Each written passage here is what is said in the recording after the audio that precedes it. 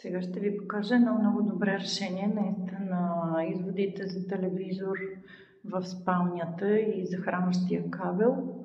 Много добре се е сетил клиента, собственика вероятно тук си изявил желанието, защото по другите апартаменти виждам, че контактите са на нивото, което са по проект. Обикновено много често попадам на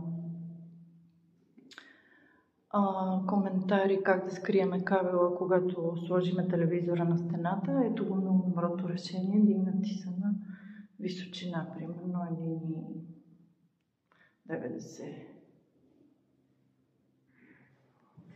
Това е едната спалня.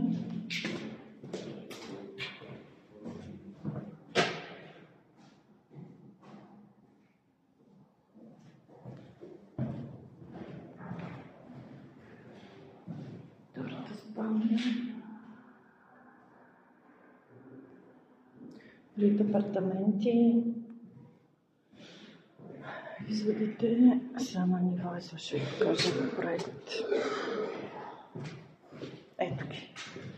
Другите са по проект, които после, когато се качи на висок телевизора, се чудим какви шкафове и какви лайсни и какви профили да скрият кабелите. Така че много добро решение.